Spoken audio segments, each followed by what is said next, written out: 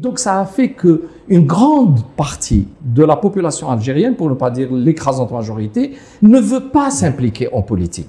Or, c'est justement dans ce vivier-là qu'on aurait pu avoir un électorat. Malheureusement, après le Hirak, le mouvement populaire avait été entraîné dans une position extrêmement dure, radicale, ne comprenait pas ce qui se passait, il y a eu beaucoup de manipulations. Et donc, aux élections, il y a eu à ce moment-là un boycott extrêmement élevé et qui a finalement, fatalement sanctionné ceux qui auraient pu apporter ce changement-là. Bon, ça, l'histoire va l'expliquer. Est-ce que vous n'avez pas l'impression, M. Sofiane Djellali, que dans votre programme, il y a par exemple certains points qui peuvent apparaître comme étant liés à une élite, donc des programmes, des idées élitistes, comme sur l'école, sur les libertés, qui font que les Algériens sont un peu réticents. C'est là où il y a des confusions. Et je disais qu'il y avait dans l'imaginaire algérien une idée de ce qu'est le politique. Pour eux, un homme politique bien, c'est celui qui va toujours se mettre à côté des victimes, il se victimise aussi,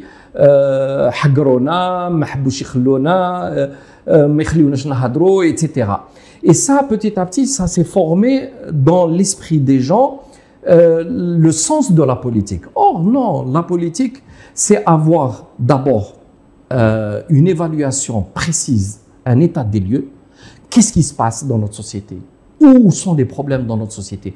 Est-ce que tout simplement on a un groupe de gens qui ont monopolisé le pouvoir et ce sont des méchants qui n'aiment pas laisser les autres vivre tranquillement? Non, c'est pas aussi simple.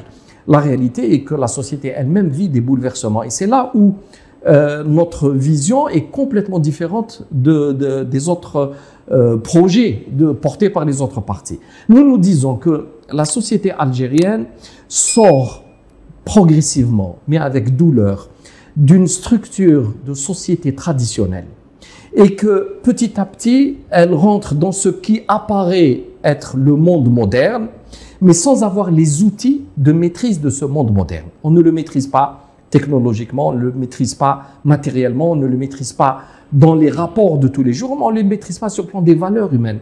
On ne sait pas exactement qu'est-ce que c'est le monde moderne. On ne le comprend pas, donc on le subit. Et en subissant le monde moderne, on désagrège la société. Et c'est cette société-là qui se trouve en confrontation continue entre les anciennes valeurs et les nouvelles qui sont rentrées par effraction, qui fait que les gens se sentent mal à l'aise. Et quand on est mal à l'aise, il nous faut trouver un responsable. Et le responsable, c'est toujours celui qui est en poste. C'est l'autre, mais celui qui a le pouvoir de décision, qui a les commandes.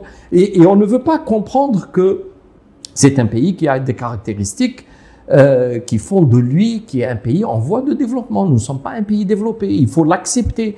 Nous sommes un pays pauvre, on n'est pas un pays riche, même si nous avons des grands mensonges que véhiculent beaucoup de politiques. Ça, on a des hydrocarbures, c'est clair, on est mieux loti que beaucoup d'autres pays, alhamdoulilah, mais ensuite, un pays est riche par sa production, par son travail, donc par son organisation sociale, par ses institutions.